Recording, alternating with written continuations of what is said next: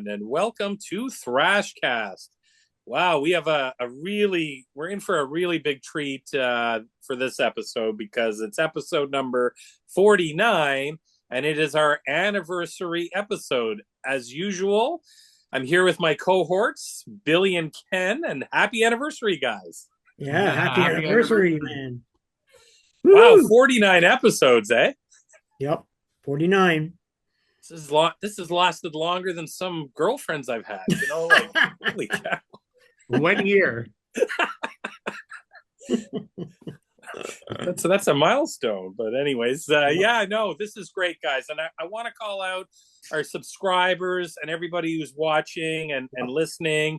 Guys, we hit 1,010 subscribers in the last couple of days. So thank you very much. Yeah. Our goal, my goal, which came through, Jim. We hit it. We wanted to hit by the mid-March, 1,000 subscribers. You said that, yeah. We did. Yeah, you did it. Yeah. Holy cow, guys. And we pushed, we've been pushing this hard. We want everybody, tell your friends, subscribe, hit the, like, and definitely when you subscribe, you'll get the new episodes come up on your feed. So you'll want to be able to do that. Where can you find us? Well, obviously on YouTube, all you have to do is write in Thrashcast. All our episodes will come up. But we are on Horror Metal Sounds, Kenji.2864. You can also listen to us on Spotify and Rumble. So, you're great for car, and I'm overwhelmed with the fact that we hit over 1,000. That's awesome. Yep. So congratulations. Thank you. Yes, sir. It's all good. Good stuff. Good stuff. We want to get that algorithm going, and I know they've been working on a lot of shorts. So make sure you're watching our shorts that are up. Share it if you can. We just want to get it out there. We want to get thrash metal to the masses. We're talking a lot of great albums. I mean, the past year has just been amazing, and I've had a lot of fun with you guys. Yep. Likewise, sir. Likewise. Same. Yeah. And, if you guys have any ideas for upcoming bands, shows, anything, comments, questions, send it in and we will definitely answer it. I know the guys are really quick to answer, and we love the feedback and any sort of information that we can get, always to make the show better and definitely more in tune with what's going on. So definitely do that. What are you guys thinking though? 1,000, guys? Yeah, man, it's awesome. I'm happy, very, very happy. Good. They say the 1,000's the hardest to get. Yeah, you're right. You're right, Billy. And I've heard people say it takes you could take up, unless you have like something that goes like crazy viral with like millions of hits because you randomly saw something and you did a video. But they say it usually takes about a year on YouTube. So so we're on track. Well, maybe we should do like a pentagram, like the singer from Pentagram. He's everywhere's now. Oh my God. I'm so tired of seeing him. Like it's the most that's exactly it, right? Like that's a meme that is caught on everywhere. Yeah. He's one weird looking dude though, I have to tell you. Oh yeah. He looks like he's stoned out of his mind half the time. I'll be at Hell's Heroes next week, and I believe they're playing there. So nice. Nice. I'm going to try to get some clips of that crazy look. Oh, that's wicked. That's wicked. I'm thinking of growing my hair like that. I mean, it's getting there. So, anyways, we'll see. Yeah, or like King Buzzo. Or you can grow your hair like King Buzzo. Yeah. That guy's got one of the fucking weirdest hairdos ever. Definitely. But yeah, like a meme like that, he's now a meme. He's probably making more money off that. Like he's now on everything that doesn't even have anything to do with metal, right? Yeah, I know. It's metal memes, and now it's on everything. Yeah. Yep. He's got the face only a mother can love. There you go. That was like one of those like rare pictures, right? They brought him at like the perfect time. Great. No, that's awesome.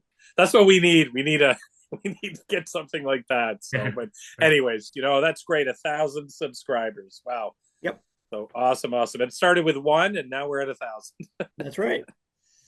Cool. You So betcha. tonight's episode, episode 49. Last week we did a landmark album, Metallica, Master of Puppets. This week we're heading towards Megadeth territory. Yes. So it's so far so good, so what? And so far we're doing so good, and we're gonna keep going.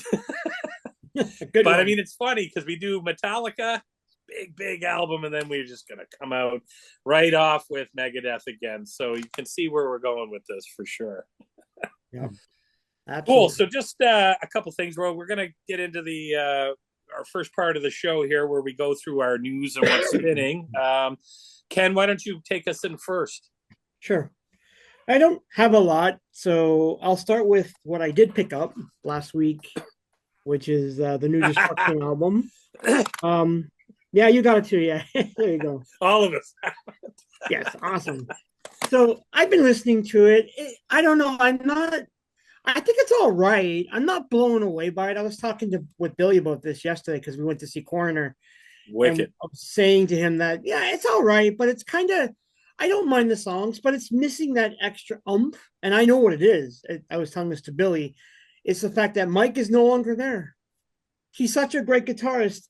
And I'm not saying that the guys they've got now in the band playing guitar are bad. They just don't have the chops that Mike had. So I think they're missing Mike dearly in my mind. I mean, it still sounds like Destruction. It's pretty decent. I mean, I don't mind Schmear's vocals, although not as harsh as they used to be. He's kind of softened, I think.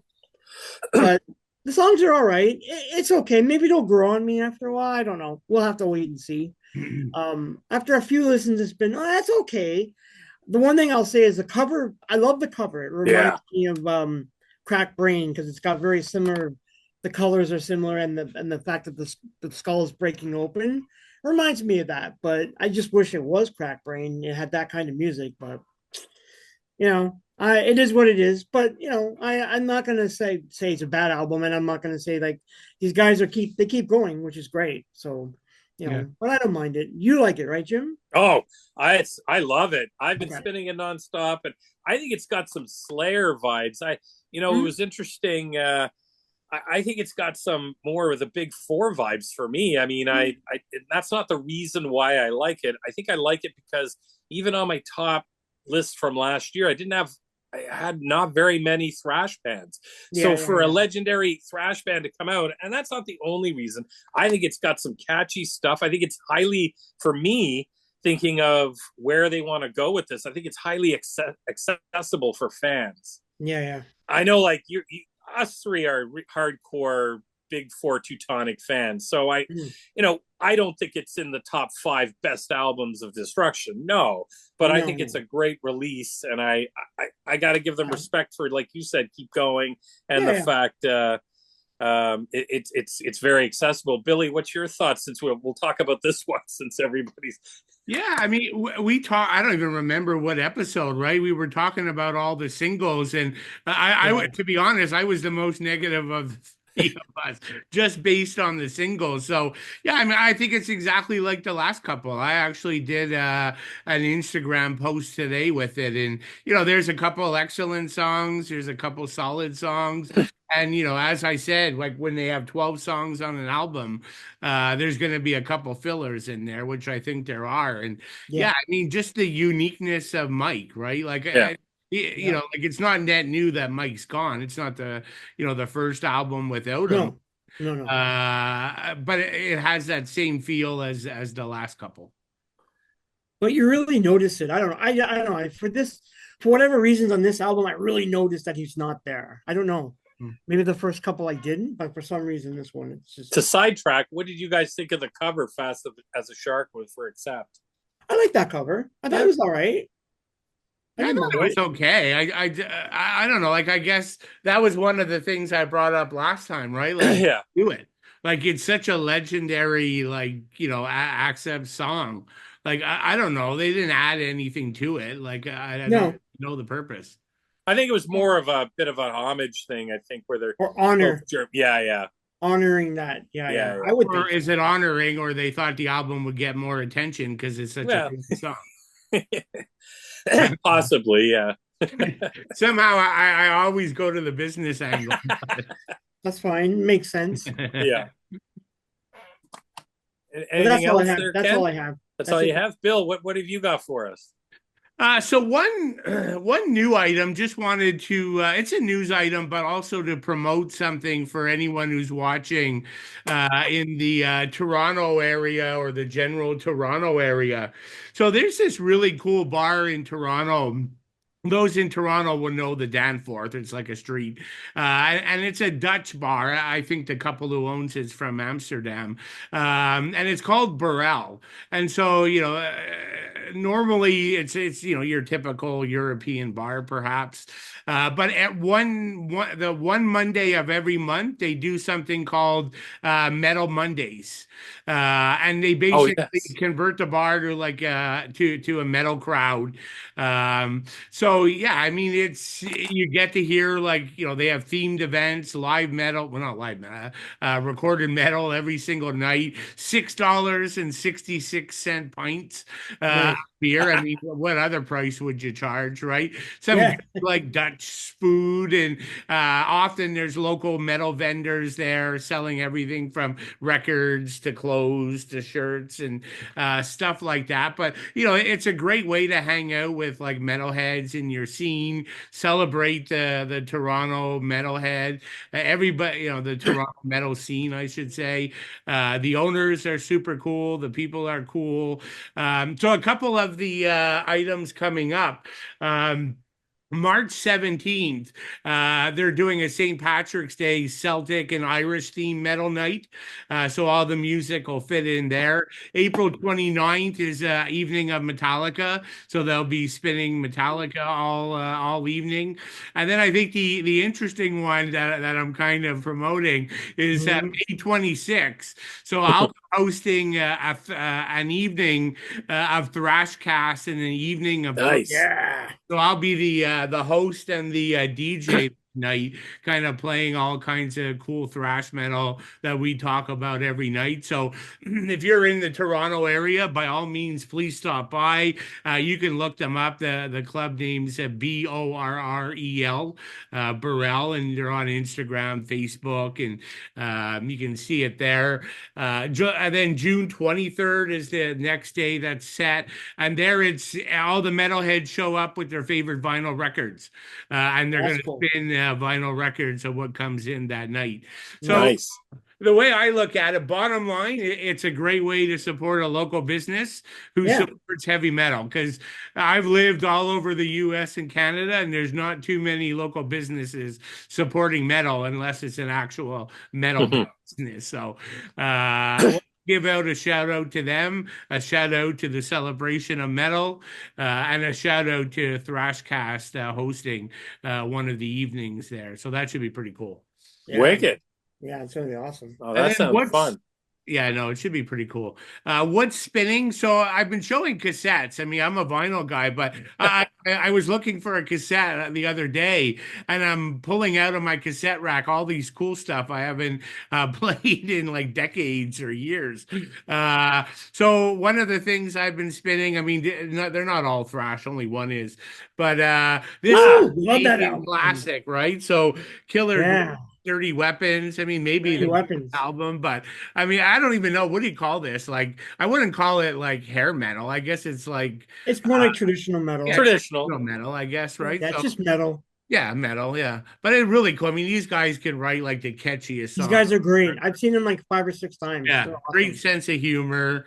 So that's one that I totally forgot about. And the old Killer Dwarf albums, unfortunately, they're so hard to get on Yeah. vinyl.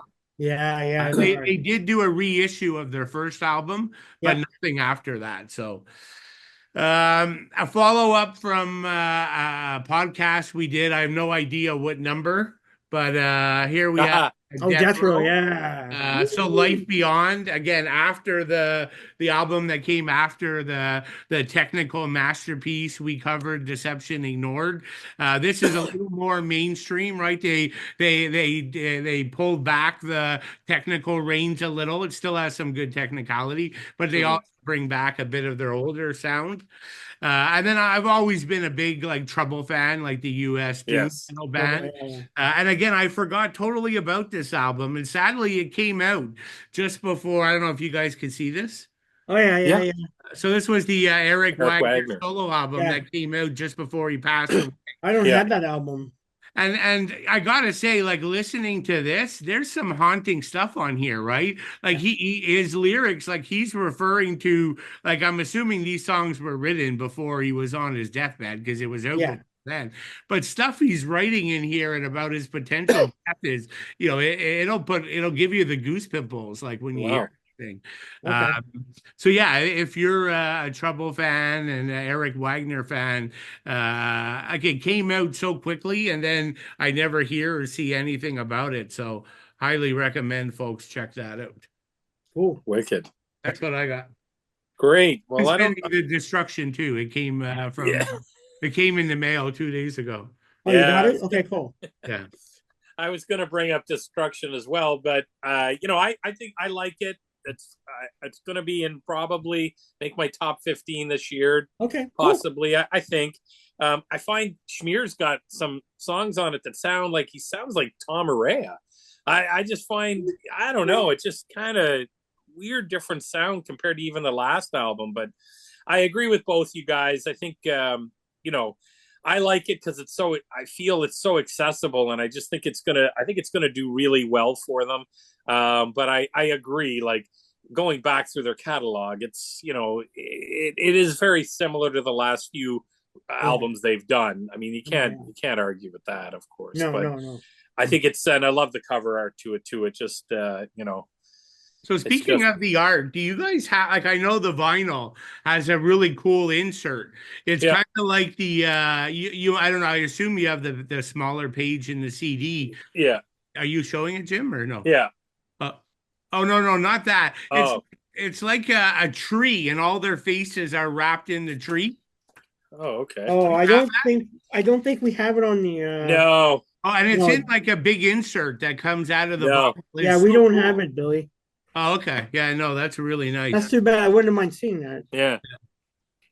No, that's cool. That's cool. Yeah, they have like each member separate. It looks like they're in a tree, but there's branches, but you don't see them all together. Okay. Yeah. You guys go ahead. I'm gonna grab it.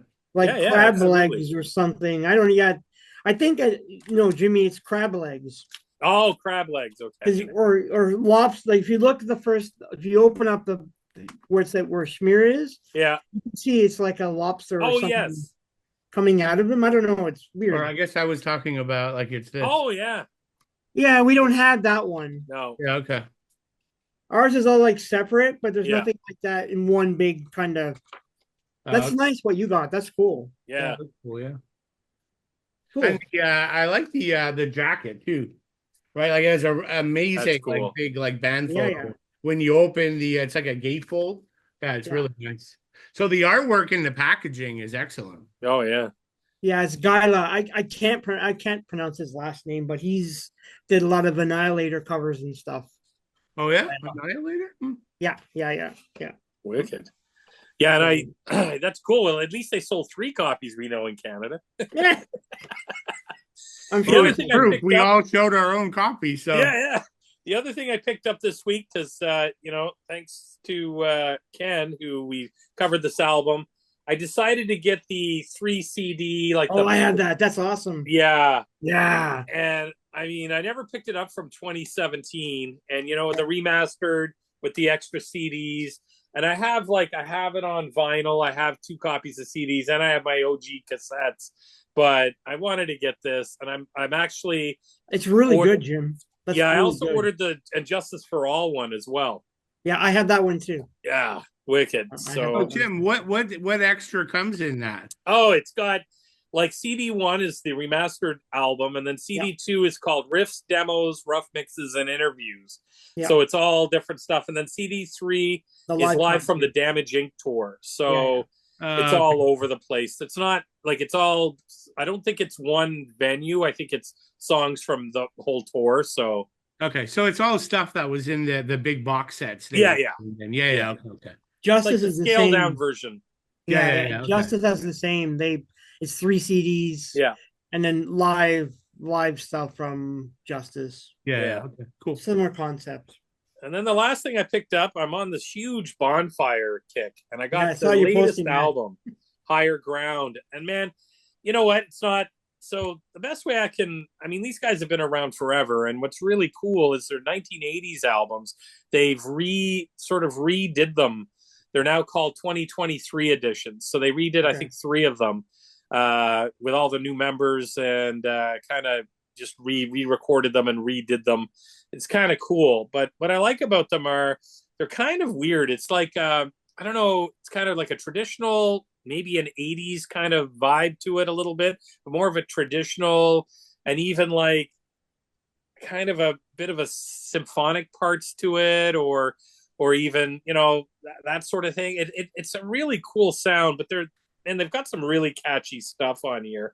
And I've been posting videos from the '80s on Facebook and that. But this album's really good, really good.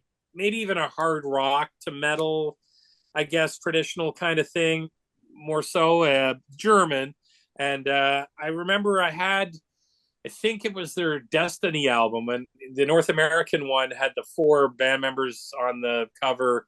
And I remember having that on cassette, and I thought they were awesome. But I kind of fell off of them in the years because their stuff was, they were bringing out albums. They have about 22 or 20 albums in their catalog, but I think during the 90s and 2000s and that, it kind of was just, I wasn't really paying attention to them and got back into them recently. Amazing band and really loving their stuff. Hopefully they play Wacken or something, Billy, and you get to see them. I don't know if you've ever seen them. I saw them like twice at festivals. Oh, Oh, nice. cool. Yeah, they're pretty cool. Yeah, like a good, and it's kind of some of their stuff.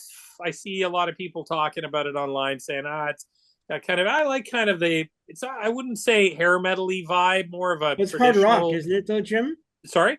Isn't it more like just hard rock? More hard rock, yeah. Yeah. Yeah, more anthemic.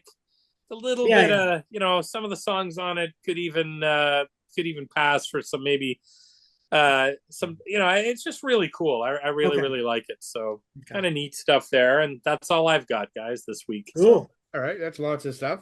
Yeah, lots to talk about. It's funny we all had our Destruction albums ready to go. I think that's cool.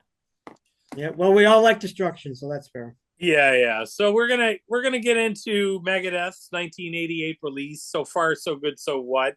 I'm not really gonna get into the bio of the band. I'm gonna go right into the questions because we've already done a couple of Megadeth albums. We've actually done this for another podcast, the three of us. That's right. I think with another guest. So it was kind of neat that we're kind of tackling it ourselves because it's such a kind of a big album for the thrash movement. But let me grab my questions here and we'll get right into it. But what do you guys? I mean, I know this album. First off, I mean, Jeff Young. First question. Yeah. What do you think? Underrated on this album, Billy? You take it away. What's your thoughts? Yeah, I mean, I like his work on the album. I think he does a good job. I mean, I think the best for me, anyways, the best part of the album is the guitar work, right? Like between his solos, Dave's riffs, and that is the album for me.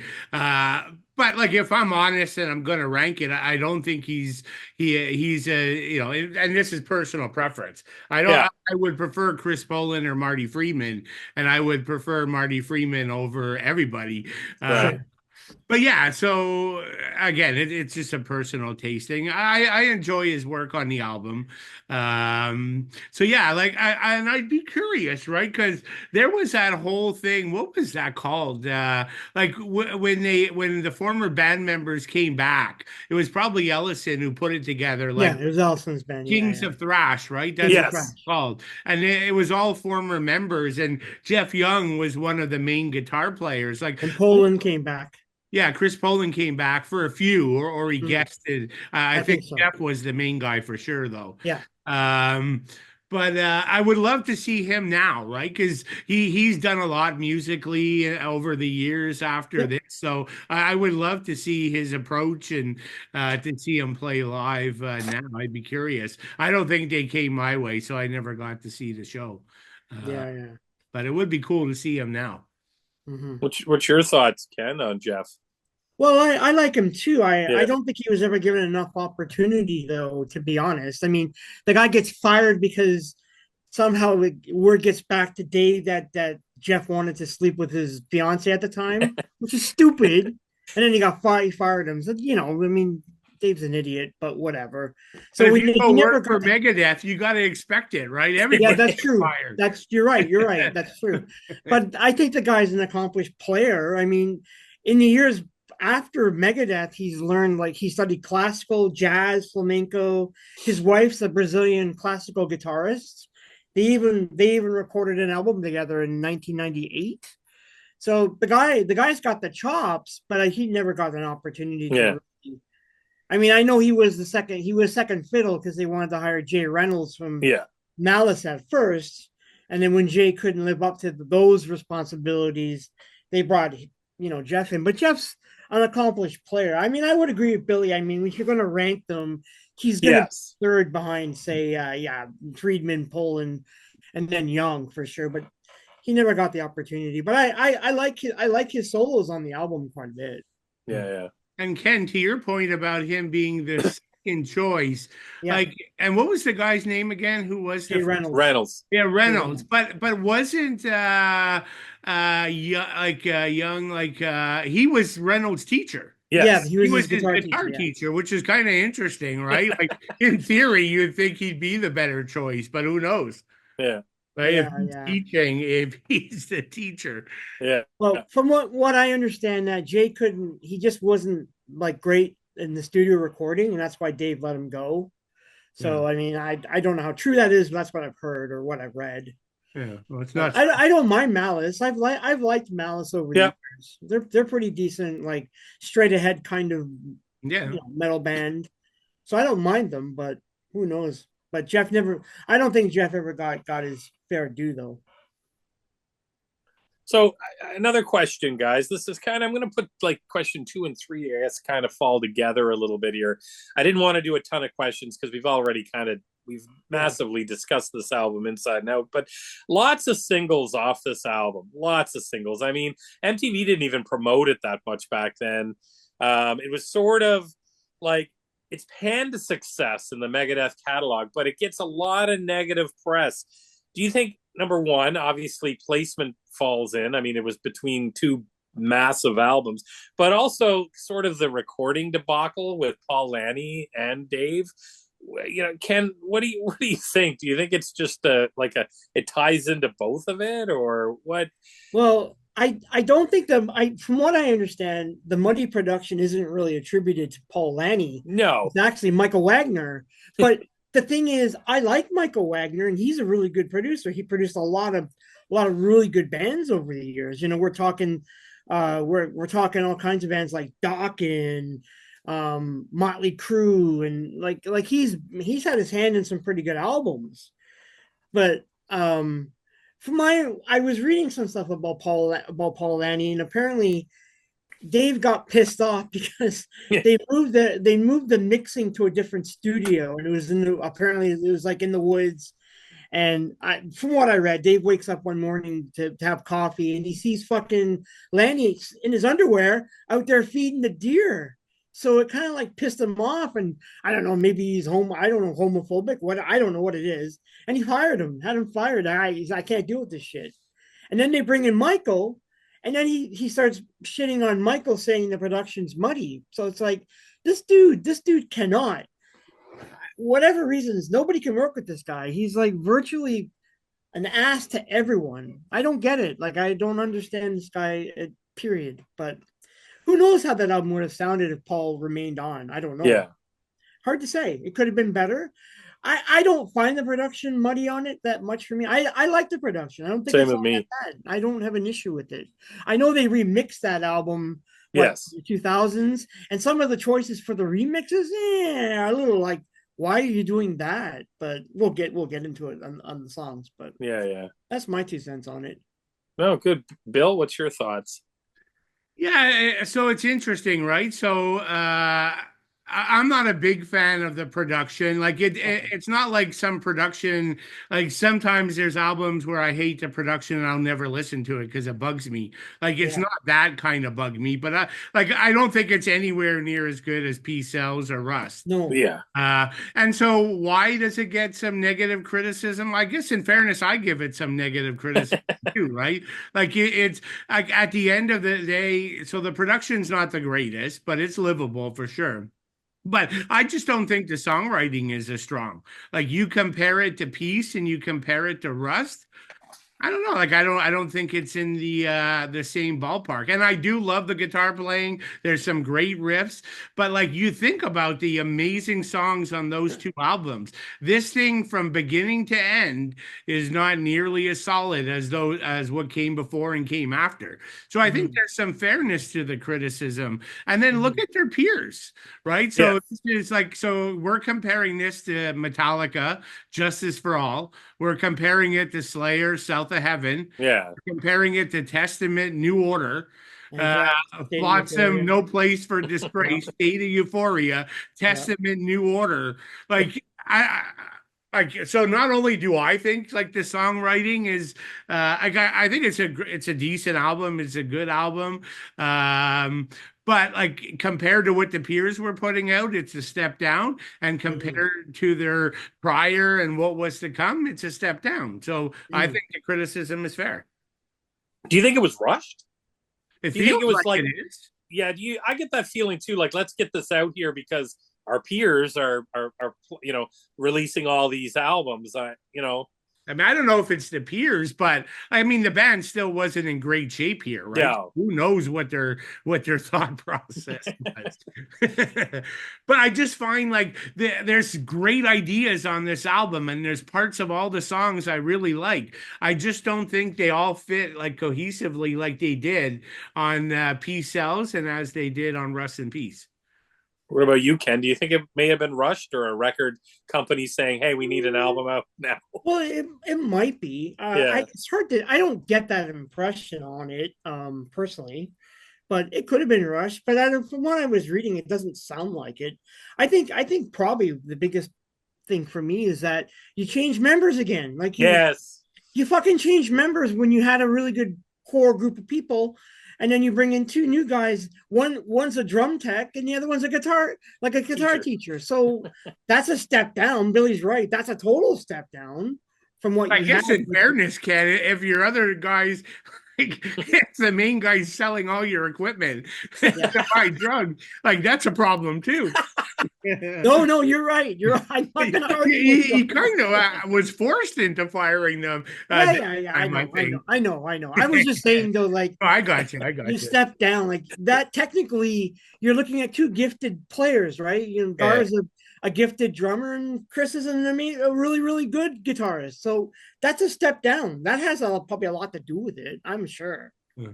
But Although, And just despite that, the best part of the album is the guitars, I think. yeah. I know, I would Yeah. agree with you. Yeah, you're right. And the sad thing is, it's almost like they went to kind of a like you can't write this stuff with Gar selling off, Chris No, Poland and Gar's like man, like the band and including, I mean, Mustaine was a massive addict, so like yeah, the whole band was just imploding. It was almost kind of like they were going the way of a punk group in the sense of all this weird shit going on, and then with the production, with the producers firing and then hiring and feeding yeah. deer in your underwear and just holy Jesus, it just seems like everything is just working against King Dave. Yeah, but he's the kind of guy he'll just spit in your face and move on. Oh yeah, for He sure. I doesn't mean, it fucking got a care. lot of good critical reception when it was released, but I find now when you read online, I like the album. I don't find the production that bad. I just Mm. it's not Peace Cells, and No, it's no. not the next one after it. I mean, but it is, as far as I'm concerned, it's a great album, but it seems like it's just a little disjointed, and it's kind of in Yeah, between these two that had great flow. Yeah. I could see that. But it also has some amazing songs, Oh right? yeah. Yeah, Well, yeah. like right up at the top of my list. Well, one in particular. Yeah. Yeah. So what do you guys think, Ken? The cover art. What's your The thoughts? covers got a lot of got a lot of like crosstalk I've seen on Reddit and people posting about it. So it's an original art piece, but the thing about it is there are no credits. So if Ah, you look at the LP or the CD, they don't credit anyone. No. So it brings to mind somebody was saying, well, maybe it was by the art department at Capitol Records put it together. I don't know, but it's a composite piece. So like it's made from a variety of sources. So like you get graphic design, you get some layers. Like there's some stock photo of the Earth in the background. yes. There's like stock graphical kind of elements of a scope on the bottom part, along the logo and the title. So you get a lot of that in there. And then the photo is kind of weird because it's like, is it a dude dressed up as Vic? I don't know. It's really really odd. And then the photograph's got this old kind of TV screen quality to it. Like it's, I don't know, it's weird. I like it, but I can see where a lot of people don't like it. Repka, now I don't know. People are asking why didn't Ed do the cover? Yeah. And I think from what I remember reading a piece on Repka, and he did say that they didn't have the scratch to pay. Yeah. And at that point in his career, he was like commanding top dollars for commissioned art, and they didn't have it. They blew it all away, whatever, on drugs and shit. So he never did the cover because it's weird how you would do the first first and second and not the like the Yes. third and not the middle to complete the trilogy, right? Yeah. So I don't know. I mean, that's just what I've heard, but I don't mind it. I think it's okay. I like the quality of it, but yeah, it's not as good as Repka's work for sure. Bill, what's your thoughts on it? Yeah, it doesn't doesn't do anything for me, right? Like it's Mm. like the music. The music on here is it's a step down from what came before and after, and Yeah, so is the artwork. yeah, yeah. Right, like I two agree. iconic album covers, Yep. in Peace Sells and Rust in Peace, and then you got this, right? Whatever the reason, I don't know. Like, do you know this guy, Ken? So I was searching it because you're right. Like I couldn't find the artist Yeah. in my albums or any of that, but Mhm. it said I found online it's a guy named Hugh Syme. Yeah, yeah. Does that He's name ring a bell or I Yep, don't yep. He's the big know. he's the big kind of photo kind of collage artist. He did like Rush. He's did Okay, so he it's did his like photo. okay, that's interesting. I never came across that, but it could be. Yeah, But no, it said he's the guy who did it. Like it wasn't interesting. credited, but he's done it. Okay. Yeah, at the time I don't know if Hugh was actually making well Hughes did stuff like he did Poland's return not return what was his other band? Not Megalopolis, but the band he formed with his brother. Remember that? It had the on the cover had the cigarette Oh, in the damn the ground. machine! What's that? Damn the machine! Yeah, yeah, he did that cover. Yeah, So he's did Thunder, that band Thunder. yeah, yeah, He's yeah, okay. yeah, that he's highly kind of a conceptualized photo collage No, artist. So that's interesting. I never came across that point, but that's yeah. interesting. Hmm. Okay, Cool. cool. Yeah, kind of think it's like I said this before. It reminds me of a checkpoint, like somebody's going through Voivod's tank in Roar, and Yeah, yeah. the front window is there, and this guy is coming. You know, you've got him coming with a flamethrower, although he has bandoliers full of bullets. So I don't really know exactly. It's kind of like the stormtrooper on Mos Eisley, Yeah. checking for ID. So I don't know. It just doesn't really kind of jive with the rest of the album, like, No, no, it doesn't. It and doesn't. that's where I get sort of a little bit of a rushed feeling, like what the hell, like their first album, they didn't like the artwork for it, so they just kind of made it in studio with how they were going to do it, and then they finally, they hit it a home run with Repka on the second album, Yeah, and yeah. then like you said, go back to Repka on Rest in Rust, peace. Yeah, yeah. and then not do this one. Obviously, I mean, and Billy makes a good point when your players are stealing your equipment, you've got bigger issues than you have. You have no money. No Yeah, money, dude. exactly. So, anyways, cool guys. So we'll hop right into the album. It's a pretty quick album overall. It's only like 34 minutes all in length, all said and told. What we have here is the first one's an instrumental. Ken, take us away with Into the Lungs of Hell.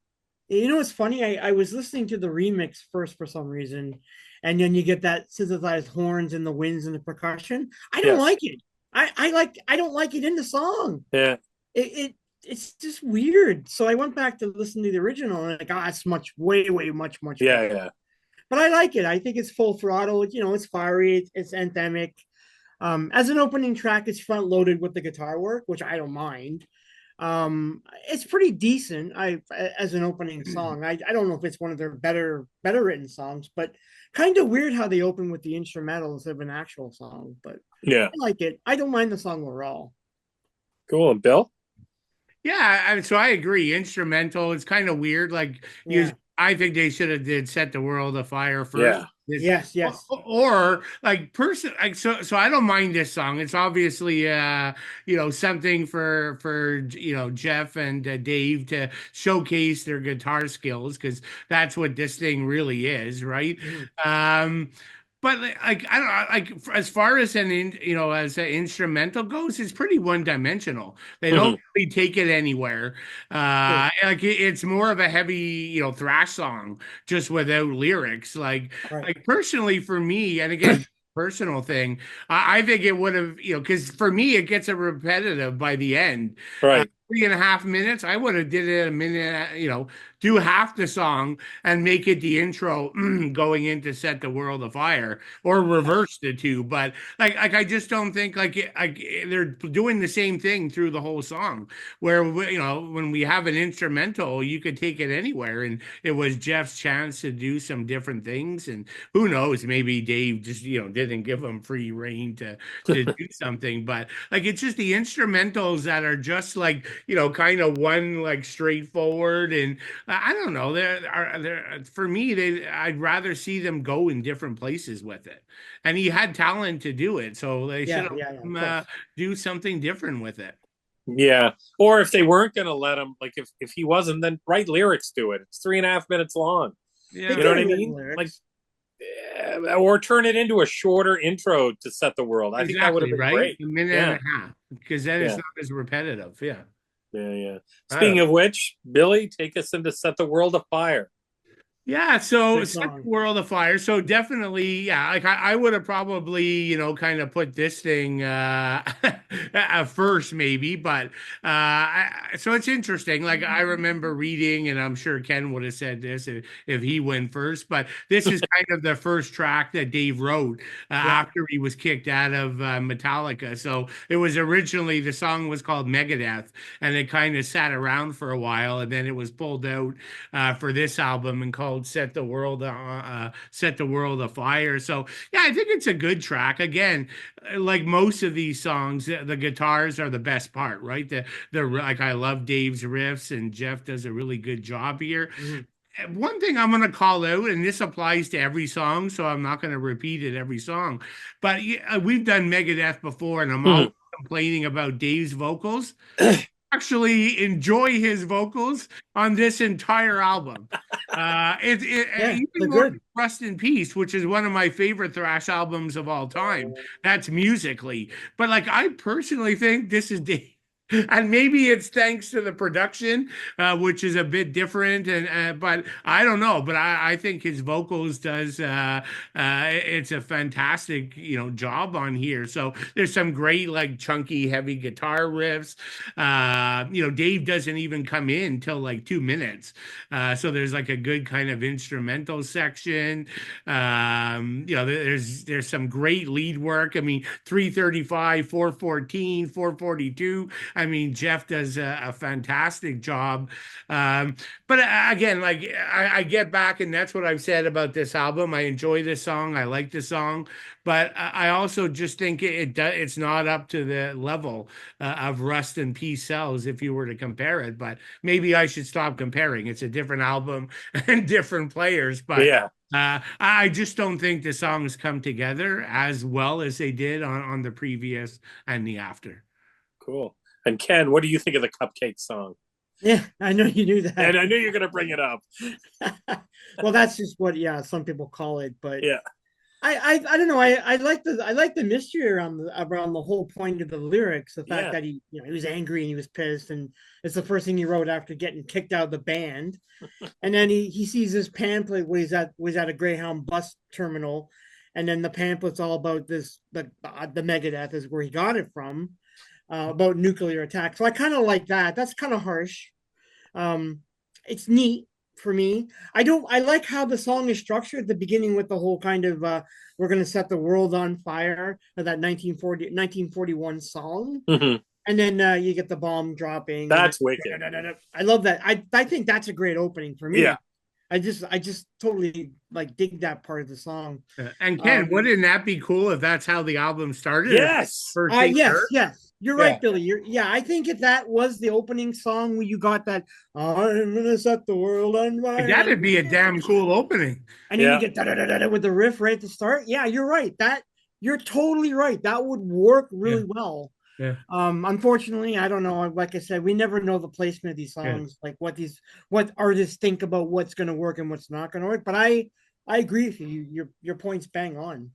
But I don't mind it as a song. I mean, it does sort of fit into the Megadeth canon of kind of like his inflammatory look at the world and things. So I don't mind it as a song. It's probably not perfect, but I don't mind it.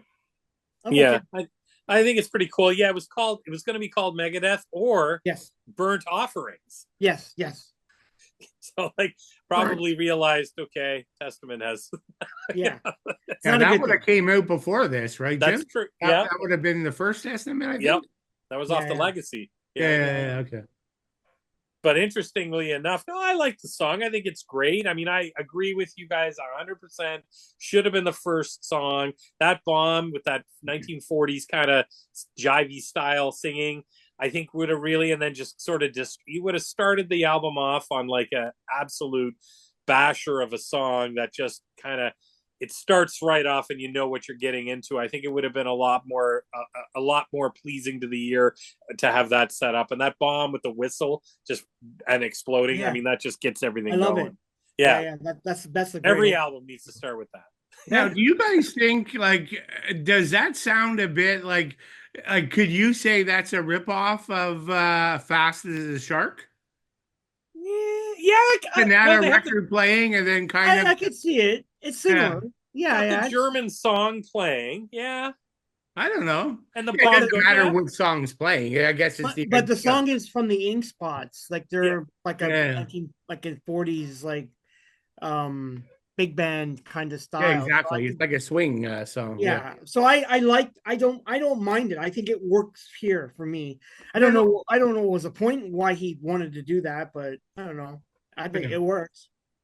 I think it's a testament to Dave too. I think think about getting canned out of something that's on the rise like Metallica. I mean, at that point he could only feel where it was going, I guess. But he gets canned, he's sent on a bus back to California, and he's pissed off, but I would have just went into a massive stupor for many months or years. He maybe did that too, but he wrote this song so quick and kind of kept it under his hat. I mean, this is album number 3 at this point.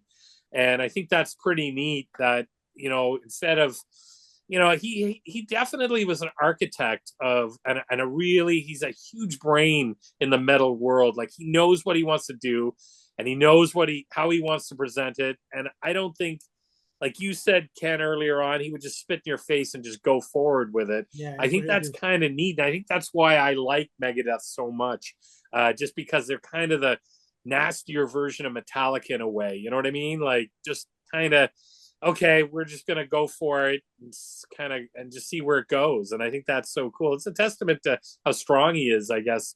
I mean, I know he probably went into a stupor and drank himself silly as well as other things.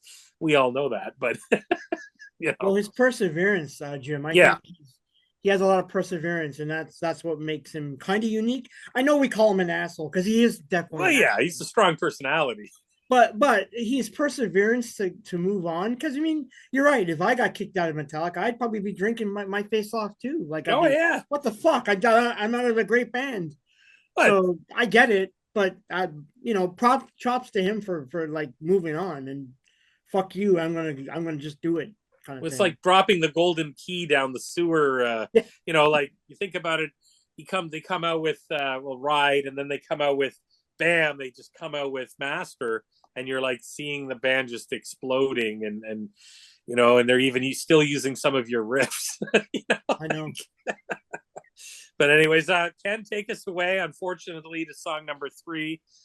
This will be probably a fairly quick one. I think I know what everybody's going to say. Anarchy in the UK cover. Yeah, it's all right. I mean, I like the original song. I mean, I've thought about it, why it's here, and it's obvious to me that he put the song on there because of his punk. You know, he's trying to be edgy and he's kind of in your face, and it kind of technically, I think the song, although it's been played to death, as a cover, I understand why it's on the album. The only thing I'll say about this is that it's kind of neat that they actually were able to negotiate to get Steve Jones to do the second solo, which I think is kind of neat in regards. But the one fact that I did was reading that he played that this was a mainstay for a while. Then they took it out of the when they were playing it live because of the whole view of the anti-Christian kind of thing that Dave kind of went on when he went like to God and all that shit afterwards. So that's interesting. But I it's okay. It's all right. That's all I'm going to say. It's just okay. Billy, your thoughts? Yeah, I'm not I'm not a big fan of it. Like, yeah, I mean, it's okay. Like, I guess I'm the same way, right? I agree with Ken. It's cool that they got like Steve to play the solos. But I also think it's interesting that like Johnny Rotten of the Sex Pistols was all over Dave because he screwed up the lyrics on the song. So he doesn't have it right. So Johnny's been after him for years. So I mean, I don't know. I mean, that's kind of embarrassing when you don't even get the lyrics right of the song.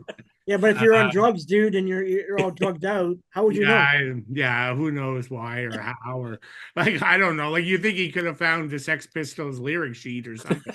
Yeah, you think. Like was he listening to it on the radio and writing it down? Like I don't know, but yeah, I mean, I'm not a big fan of their covers, like them in particular. I don't like. I don't know. Like, I don't think they really make it their own. Like, I would have thought it'd be a thrashier version of it. Maybe it's not, and yeah, I don't know. It could go off, but I mean, the album's only 35 or 34 minutes, so where are you going to put it? But that's why, again, like when I compare this to what came before and what came after, I've got the first 3 songs here that I'm not like super crazy about. You know, like Set the World Afire is not bad.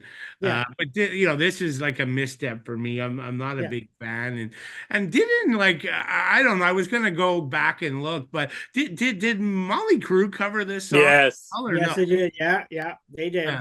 But did they change the lyrics or like I don't know if they did I think they purposely changed the lyrics, but I don't remember. I meant to go listen and I'm not too sure. I haven't heard that song in a long time.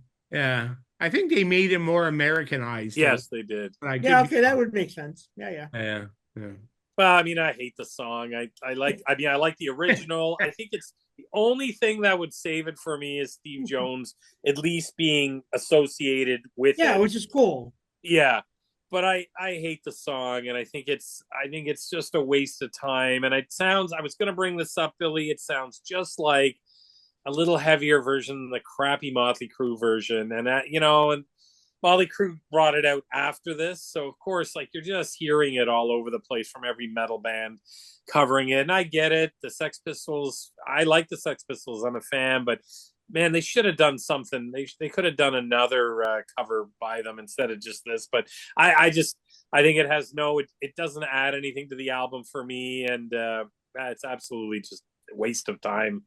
And wasn't this the first single from the album? Yes, it was. Yeah, so then you're basically saying we've written this great album, but I'm going to give you a cover. It was actually the 3rd single. So it was yes, it was one of the 4 singles. Oh, I thought it was actually the first single they released. Nope. Maybe I'm wrong. Yeah. Okay. Oh wait, no, February. Yeah, actually January. One more was released before that. 2nd single. Sorry. Okay. Yeah. Okay. Yeah. Jesus. And I think they had a video for it, correct? I believe. Yeah, they did. Yes. So, pretty sad when that's That's what you why I do. thought it was first single, because I remember the video was driving me nuts playing Yeah, the video is not great. over. So we lead into the next song, which was an actual single as well. Mary Jane, and Bill, take us away. Yeah, I mean, so here I'm going to say it's a repeat of how I feel about Set the World Afire. Like I don't dislike it, like I don't love it. Like I think it's a decent song. It's kind of got an interesting opening, right? Your Dave's like, kind of speaking, and then the melodic singing and melodic guitars, and that part of that guitar in the intro is even slightly jazzy, which is kind of cool, but. Again, I think there's a bunch of cool ideas in this song, but like I just come back to, I don't think it necessarily comes back in a way where I look at this and say, oh, I love this song. Again, I don't hate it. Don't get me wrong. But I just don't think it all comes together. Again, I love Dave singing in this song. The bass is pretty good. The bass stands out here. For me, the best part is the guitar work once again. So that's pretty cool.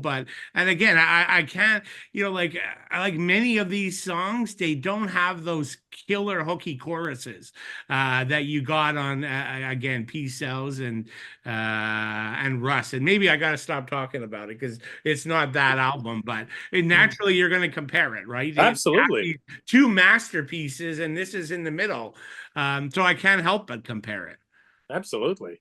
There we go. Ken, your thoughts? I mean, this has got kind of a creepy story behind it. Yeah, it's a horror. It's a horror story, which is it's like Blair Witch Project comes to mind for me. Though that came like way, way, way later. Yeah. But the origins of the song is where I kind of clued in, because Dave Ellison, he grew up in Minnesota, and he was always told this kind of urban legend about Mary Twillinger, who apparently was her father said she was labeled her a witch and then burned her alive at Loon Lake. So I at the cemetery.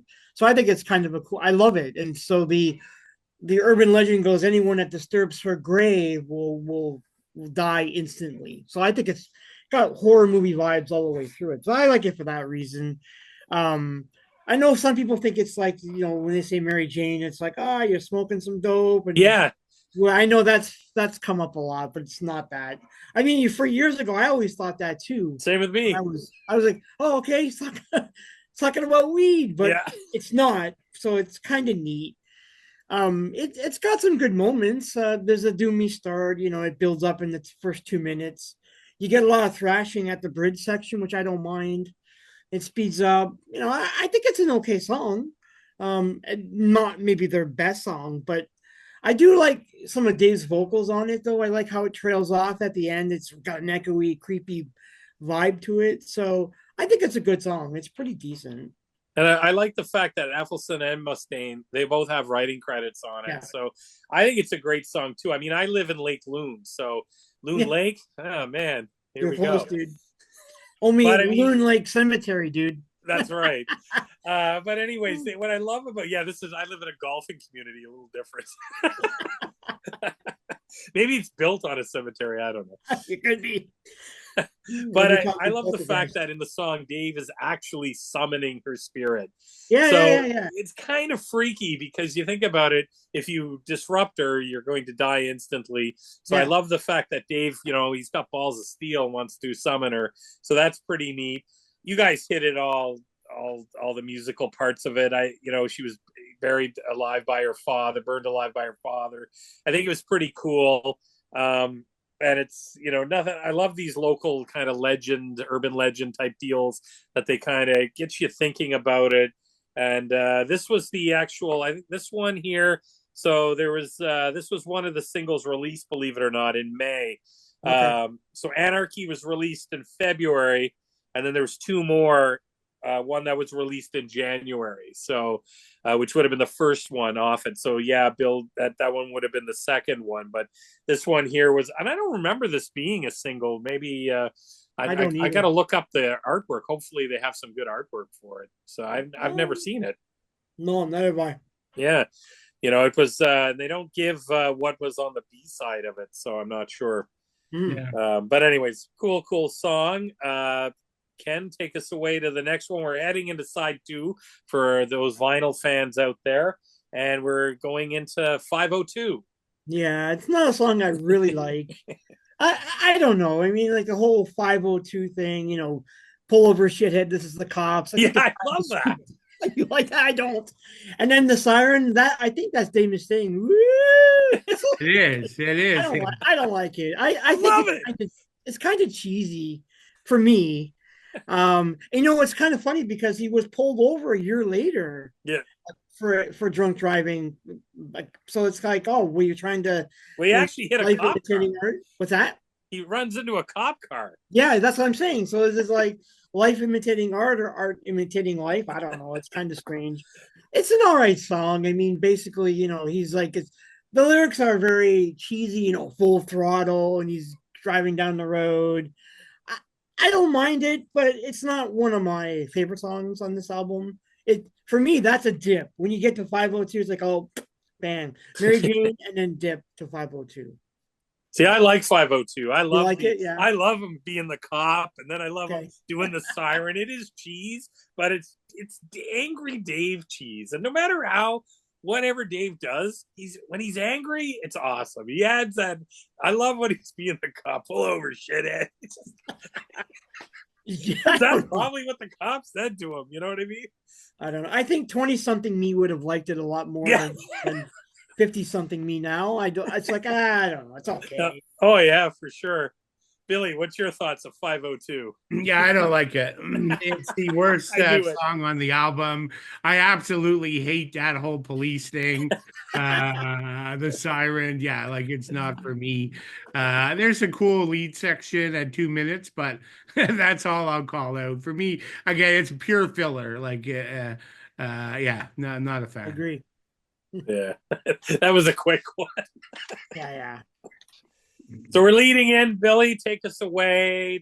This would have been obviously one of their top songs in their catalog, and I mean it is one of the singles. This was released in June of 1988. In My Darkest Hour. I mean, this is a landmark of a song. So, Billy, is this a song? I think this is a song you're referring to. Yeah. I thought so.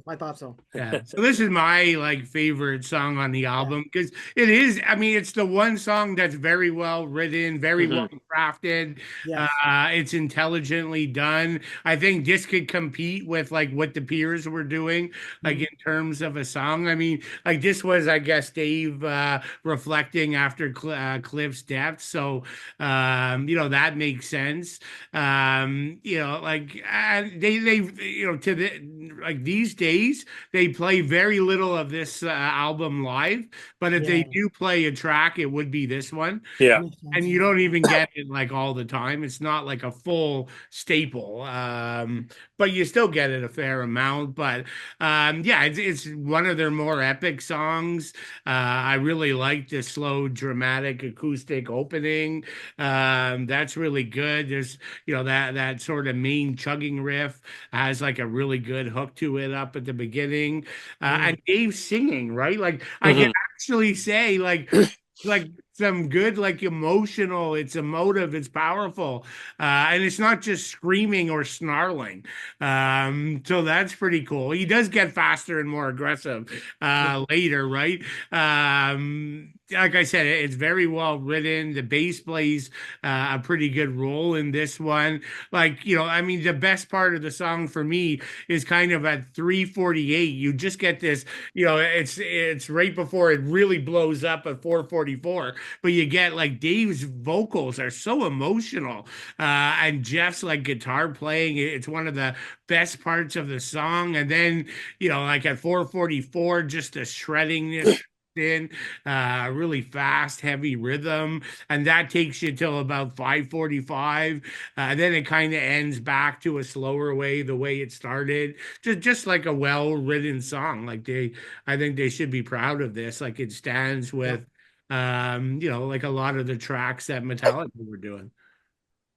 Ken, what's your thoughts? Yeah, I agree with Billy. It's Yeah. a very effective song.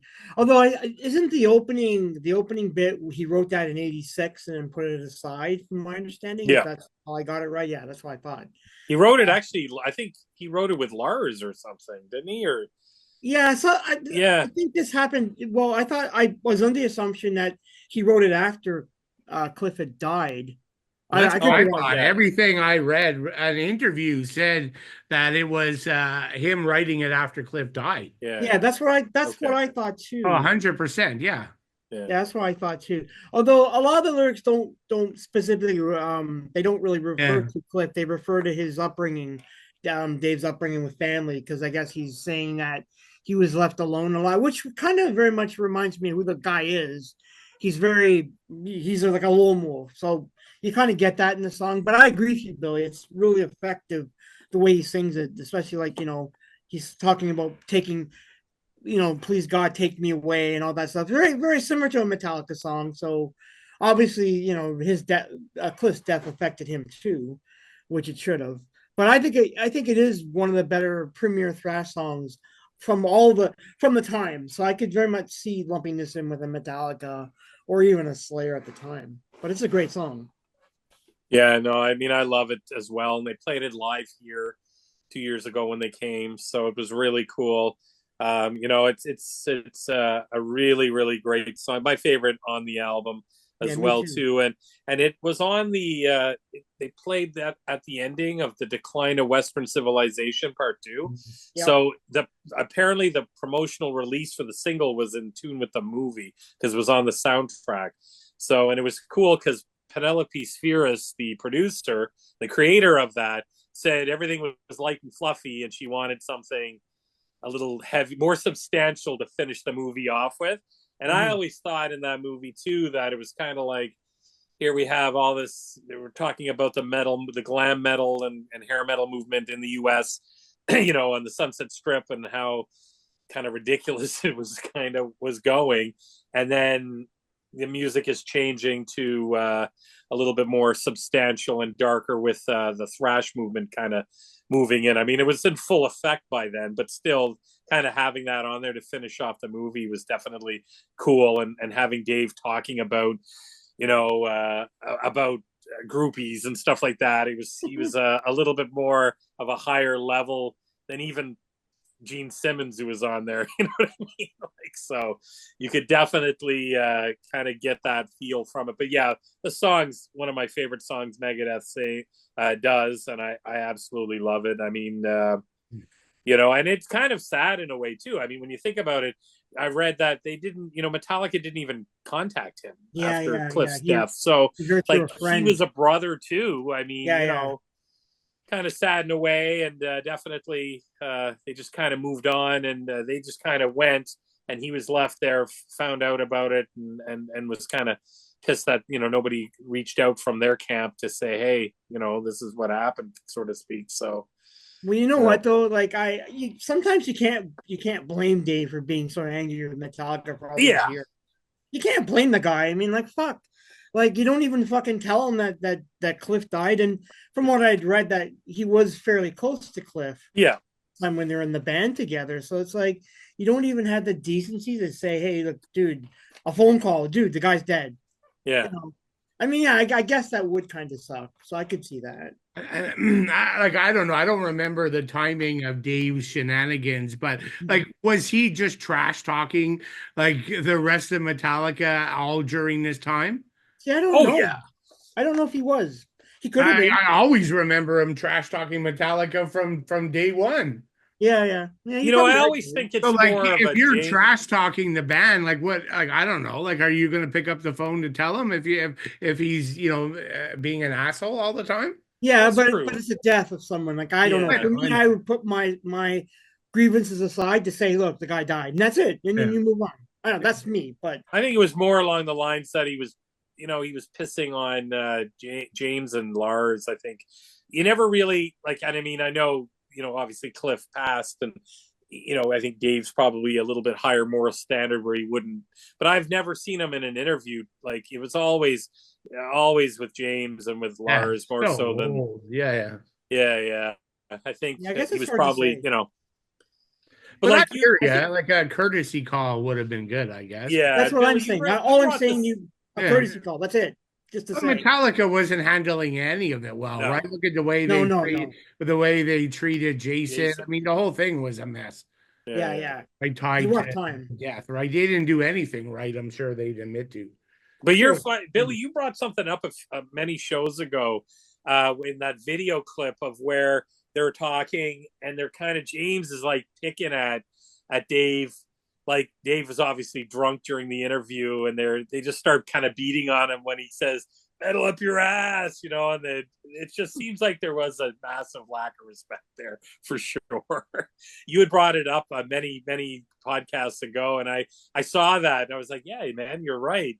He was they were all there getting interviewed. This would have been before he left I think it was only a few days before he left the band, or he got fired. And they were just like, he was obviously drunk during the interview, and they were talking about, we were talking about names of bands they were bringing up, and we couldn't understand which one Dave was bringing up at the time or something. Anyways, kind of weird. All I can say is this is selfishly, I'm glad he got fired, because then we never would have got Russ. Exactly. Yeah. Well, when you run your mouth, I mean, it's going to piss people off, right? Oh, yeah. I mean, the rumor is that James never liked the fact that he ran his mouth off during shows. Oh, yeah. He hated it. He fucking hated it. That's why they got rid of him. You're out. Yeah. I mean, Kirk doesn't fucking say shit. He's so quiet. He just plays. Like, that's all he does. Yeah, he knows his role. Well, the hierarchy is, James, Lars, and then everyone underneath. So exactly. That's how it goes.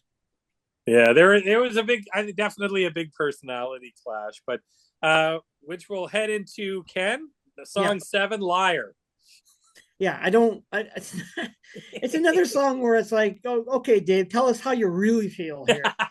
It's like, I don't like the lyrical perspective, because it's just derogatory. That he's just, it goes into that rap like section in the second half of the song, and it's just like, okay, I get it. You hate the fucking guy. Yeah, I get it. So for me, although I like elements at the start, but it overstays its welcome, I think. For me, anyways, there's some good speed metal licks in it. But I just like, okay, 2 minutes in, I'm like, I've had it. I'm done, dude. I get it. You don't like the fucking guy. Let's move on with life. But that's all I have to say about that song. Yeah, this is my least favorite on the album. Yeah. Billy, what's your thoughts? Yeah, again, we always differ. So I like this song, okay. And I could separate. I agree. The lyrics are stupid, and Dave has a terrible consistency problem with the band. That's why so many of the albums are shit, because he's all over the place with band members in the entire discography, and so like he shouldn't be airing his laundry. So the concept of the song is dumb and stupid and shouldn't be out there. But for me, it's easy to eliminate the lyrics, because I'm not a big lyric guy anyway, so that's fine by me. But I actually like the song. I think it's one of the more aggressive songs. It's short, 2 minutes. I mean, it kind of rips right out of the gate for me. I think Dave is kind of the star of this song. Even the vocal rhyming rant. Like, I think it's, again, forget about what he's saying, like it's stupid, but I actually like it. I think he does a decent job with it. I mean, I could see he's stretching himself. I mean, he's practically gasping for air by the time he does the final few words of the rant, but I don't mind the song. Like, I think, again, I separate the music, like everyone's shredding on this track, so I like that, but I just disregard the nonsense in the lyrics. Okay. Yeah, musically, it's a good song. I just think it's a diss track, and I'm not a big fan of that. Me either. But if I put that aside, I still think musically, and that, I mean, I've said it before, right? Like, I don't get fussed at the lyrics. So yeah. Sure. But so, Bill, take us through the last song. I mean, this is a quick album because there's not many songs, and we've discussed kind of it before, but take us through. This was actually the first single released in January, believe it or not. Hook and Mouse. Yeah. Yeah, no, I like this one. I think it's a good ender to the album. I kind of like the bass fueled opening. That's pretty cool. I think this is actually one of the best choruses on the album. It Yeah. actually stands out. It's memorable. It's catchy, so I like it for that. That's not a common thread through a lot of the song, other than My Darkest Hour, of course, skipping that. But I also another reason I really like this song is because I personally think it has some of the best guitar solos on the album, right? So at like 140 and then later again at 240, I just think the lead work is really well done. And then the drumming comes in with like the pummeling drums with the leads, like it's kind of cool. Although again, this is where you see the production when those Mm-hmm. heavy drums kick in, you can't really hear Yeah. what else in the mix. I mean, it has like a really cool part at 350 where everything slows down and you get like that thick bass line kicks in by Ellison, so that's cool. Yeah, again, like there's that part where Dave's vocals becomes very melodic. That's really cool. And some of the musical sections for me, I kind of feel there's something that reminds me more of what was on P Cells than some of the other tracks. Again, not the song as a whole, but some of the musical components, and it's kind of funny, right? Like it's this is like I think, and Ken, you can correct me. I think it's like an anti like PRMC Yeah. what are Yeah. they, PRMC or whatever the hell? PMRC.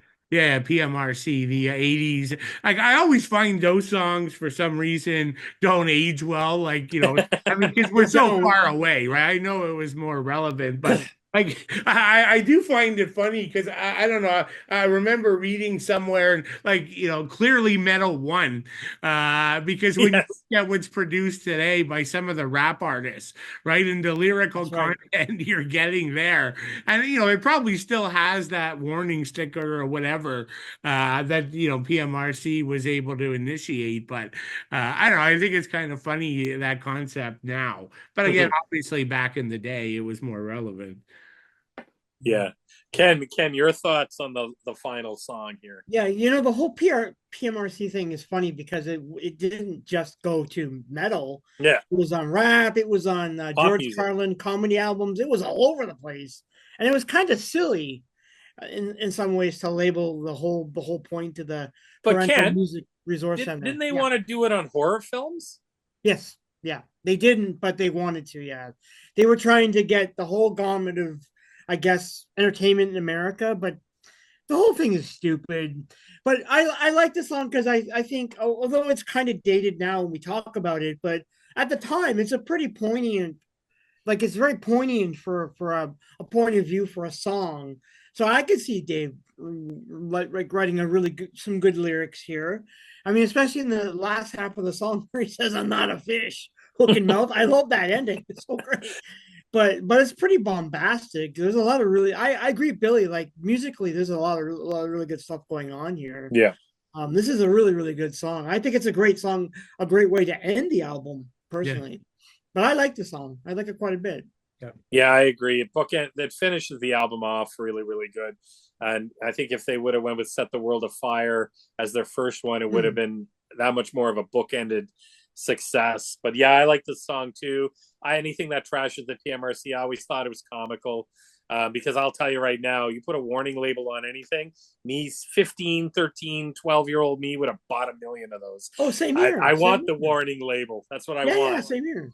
Means it's I think good. all of us would. Yeah. I don't know. It makes you wonder. We'll have to do a show sometime on the PMRC because it's just so silly. Like when you think about it, you're sitting there and you're essentially telling people that you shouldn't listen to this. I mean, what's the first thing young people are going to want? You're telling people to listen to it, dude. That's what you're telling people. Listen to this. Stupid. I think what was it, Scotty Ian from Anthrax? Or no, it was Dan Spitz from Anthrax said, I'm going to take a stack of these to every high school, sit out there with my car, $20 each, and I'll make it killing. That's right. That's right. Anyways, great album, guys. Great talk. Quick album.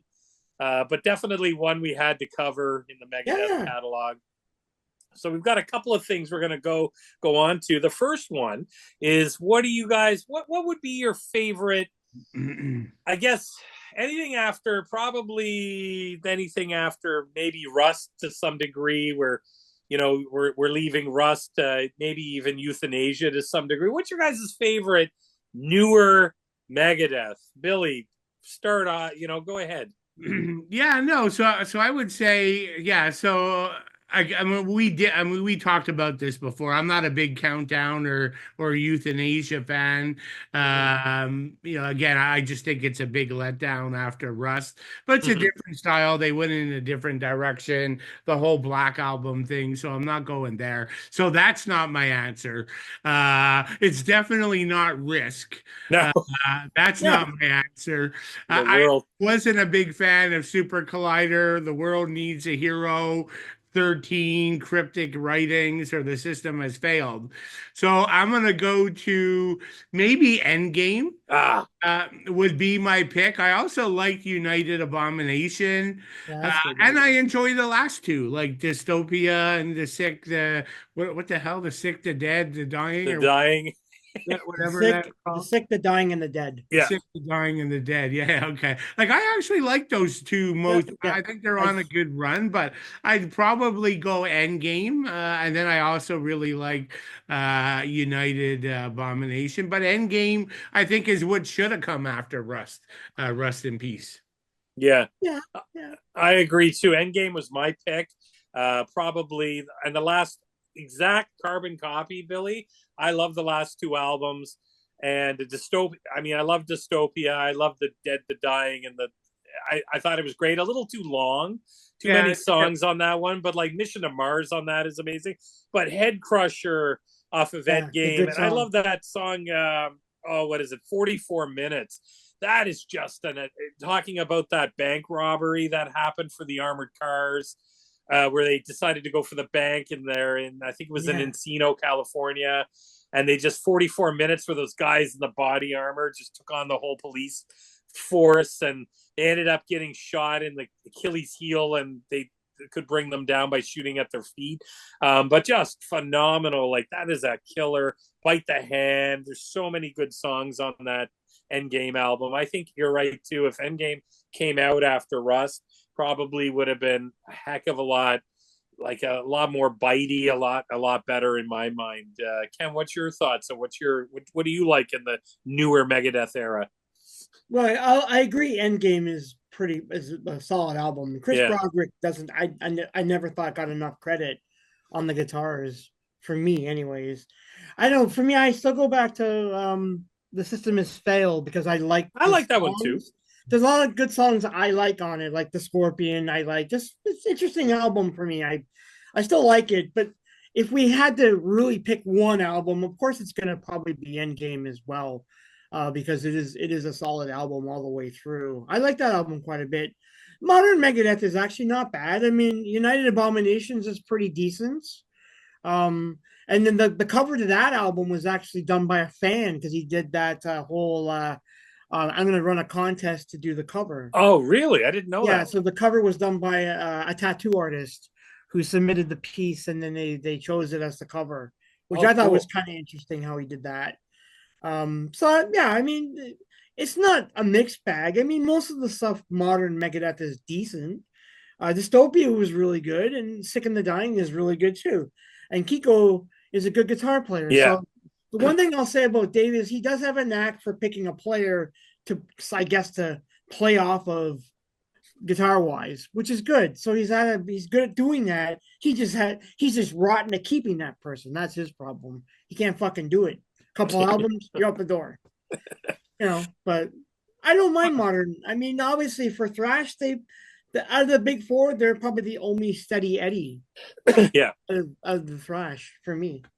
That was I mean, we're always comparing, as metalheads, always the big four. And I agree, obviously, Metallica's last album versus, 72 Seasons versus The Sick and the Dying. I think the Megadeth albums just got more meat to it. But and again, too, they could cut 2 or 3 songs off it, and I wouldn't really notice it, to be honest with you. True. Fair enough. But yeah, for sure. So we've got another question here. We decided we wanted to go because it's a quick album. We've already kind of talked a lot about it through past episodes and that. So we wanted to kind of go with another one of our favorites from the year of 1988. Ken, lead us off. What's your pick? I think I have an idea. Yeah, you guys both know. Even though we were chatting this afternoon about before we started recording. Yeah. What album would you pick? And I was like, I wasn't even. I don't know. It went over my head. But anyways, I didn't really have to think about it, even though I told you guys, oh, I'll think about it and get back to you. But the truth is, there was never really any thinking about it. I had a feeling you were going to pick that one. So, of course, I'm going to go with State of Euphoria. I like this album quite a lot. For me, it's interesting when it came out. I like the cover. There's a lot of good connections to Metallica because Dom Brottingham did the cover as well on here. I think it's weird. It's got a weird kind of kooky look to it. The songs are great. What I like about this album for me is that it has like a Stephen King song, like based on Misery, the novel with Misery Loves Company. And then you get Now It's Dark, like the whole David Lynch Blue Velvet movie, which I totally love. And they did that. And then, they do make the title track, Make Me Laugh, is based on, Jim and Tammy Faye Baker. And then you got Schism, which I totally like, which I had to look up. I didn't know at the time, I didn't know what that word was. So I looked it up and I'm like, oh, this is fucking cool. So I was really enamored by the way the lyrics are written on the album. And then they do that. They actually do a cover that I think is good. The Antisocial song by Trust. I've heard both versions. I don't like the Trust version. I actually prefer the Anthrax version. Same with me. I just think it's a better version. Yeah. It's weird how that goes. And what's weird, Ken, is I never knew it was a cover until I didn't either older. at first. Yeah. I'm the same. I didn't realize. And then when I was reading, oh, it's a cover. Okay, cool. But I don't like the cover version. I prefer their version over the original. Yeah. It's cool. So I have both. I have the original. I have the original CD. Cool. And then I also have the expanded edition, which they released a few years back, which is really good. It's got a bunch of CDs on here. It's got stuff from Charlie's personal collection. So there's demos and stuff like that from his archives, which is great. Disc one does have one of the EPs on there. So you get like Parasite, Pipeline, Antisocial. Like they do a live version of Antisocial from the Hammersmith that they recorded, which is really cool. And then they do Friggin' in the Riggin', which I actually absolutely love that song. It's so weird and funny, and it just works. But this is a great album. I know, like over the years, Scott has said that they kind of hate it because they were wearing the board shorts and all that stuff, kind of wearing the goofy outfits. But I don't know. I think it worked for them at the time, and I really like this album. So it was my favorite of the year. For sure. Yeah, I liked it too. It's one of my top favorites. I like that album. Yeah, love it as well. Billy, what's your pick? Yeah, so I'm going Forbidden Evil. So I think one of the best thrash debuts of all time. I always thought the band deserved more success. I mean, this first album and Twisted, it got a lot of attention, a decent amount of attention. They were thrash masterpieces, but fortunately, they never quite got into that upper echelon. And based on the quality of the first two albums, that's a shame. As far as I'm concerned. But in fairness, though, you got to be honest, as much as I love those first two, things started to deviate in their career and the music style changed. But hell, it was the 90s, right? We've talked about a lot of bands change style. For me, the secret weapon here, hands down, is Russ Anderson. I mean, nobody in thrash can, in my view, hit the high notes the way he did, but also do the aggressive parts. And I just think he was maybe they were wondering, is this guy going to fit in thrash when they first brought him in? But yeah, I think he's fantastic. He is the band as far as I'm concerned. But I mean, the rest of the band was great too, right? I mean, you had somebody, you had Paul Bostoff on drums, so you got no complaints from me there. On this album, a great guitar duo, Craig and Glenn, and then on Twisted to Form, throw in Tim Calvert.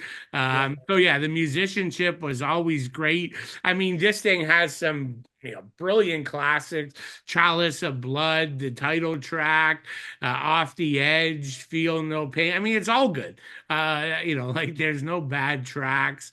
And then I mentioned, yeah, I kind of they've had long times between albums. And then we had Distortion in 94 and Green in 97. And it's a complete detour. And even when they still had Russ Anderson, he was singing differently, and yeah, well, you didn't get those brilliant highs, and yeah, totally different style. I think they were lost in the 90s. We got a little bit of a comeback, Omega Wave in 2010, and then fast forward to today. I mean, the band's clearly writing new material, they're touring.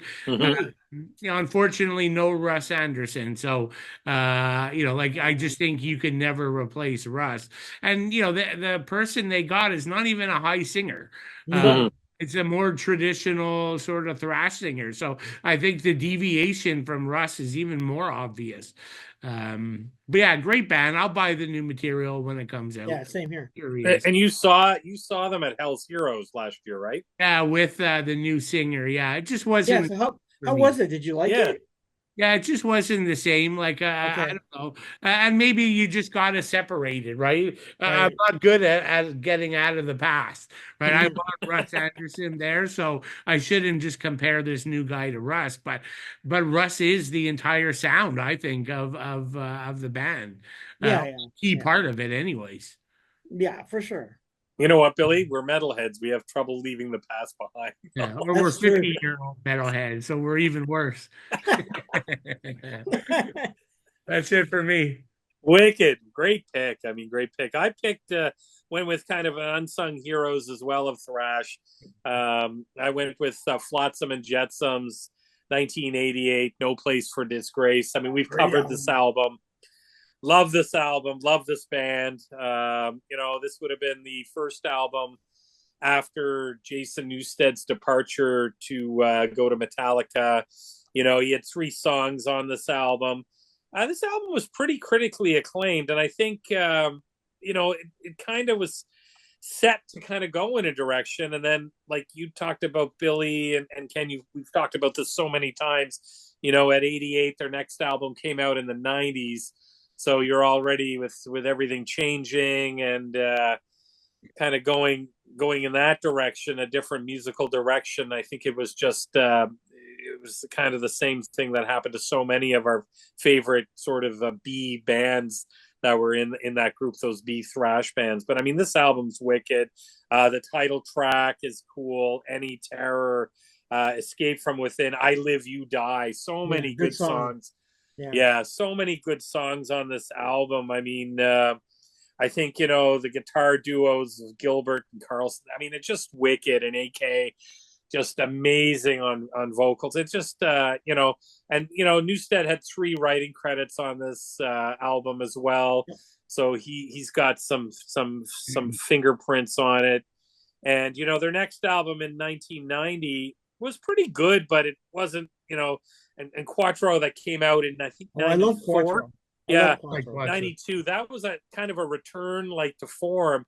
I thought these albums were really good, and then they brought out Drift after that. Was kind of an interesting album, but very solid. Like the newer stuff that they've got coming out now. I mean, we just talked about their new album they brought out last year, and we all really, really liked it. And the last 3 albums have been really, really good. I think this band's on a really good trajectory with their last 3 albums. It's just, the touring end of it, especially in North America, we want to see them get out there. And I know they've had some issues with trying to get something going and with the way the economy is right now. But just a wicked band. And that album is amazing. And would be one of my top picks. I mean, 1988 was such a strong year for metal, no matter what. And it's funny, nobody picked. We left the Metallica album off, so I know. Yeah, we did it though, right? We did a podcast. Yeah, I know. So, but I mean, I kind of like we wanted to go with something else, but I did No Place for Disgrace as well. I think we did that one, correct? Oh yeah, that's true. Yeah, we did. Yeah. And we'll need to do Euphoria at some point. Yes. So State of Euphoria, but no, and Forbidden. What yes, we did Forbidden. Did we do Forbidden? We haven't done a Forbidden one yet. No. I wanted to bring that up, Jim, because if you remember correctly, we did not name the podcast, but we did one of our last one that we did together was Forbidden. And it kind of was the impetus for us to do our Thrashcast, if you remember correctly, because Thrashcast happened not long after that. That's right. That idiot denied us that opportunity to do Creator. Remember that? So it's like, let's do our own. And that's how Thrashcast was technically born when you think about it. Well, I'm going to write a diss track. But one observation just on Flotsam and Jetsam, and it ties to this album too. Yeah. But like the band keeps playing, and I get it, right? When we're talking about we're living in the past too, right? But like the band played Wacken Open Air. I was there watching Flotsam. They only played like the first two albums. Then I just saw them last month on 70K Tons of Metal. They played two sets. The first set was the first album in full. The second set was the second album in full. These guys are doing brilliant new music, and they just will not play the new music. They only play the first two albums. It drives me nuts. Yeah. Yeah. Sort of like what happened with Coroner last night, Billy. Like when we saw Coroner, same thing. Yeah. Like he played mostly new stuff and not even like the classics, which doesn't make sense. Yeah, they're the opposite.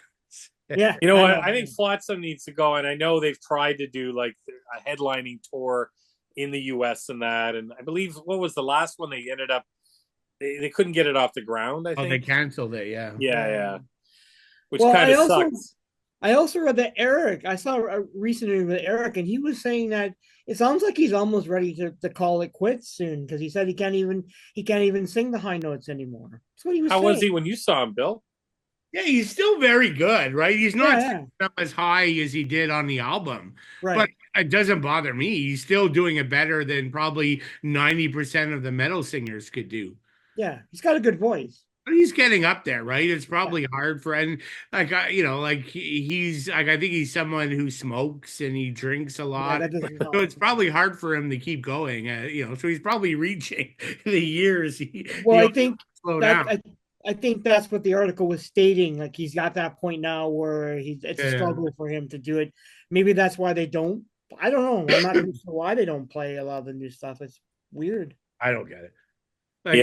I did that interview with Michael Gilbert, and I remember I went off the interview, or I think it was off, but I was saying to him, why don't you play the new stuff? Like, we love it.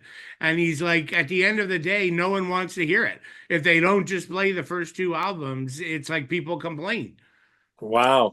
But that's stupid.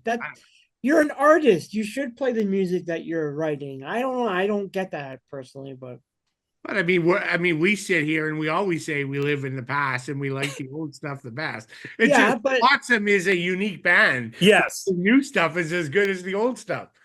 But I'm good with a band. If I go see a band that I like for years, I'm okay if they throw new stuff in there. I mean, me too. It's got to be expected, right? You got to want to hear the new stuff.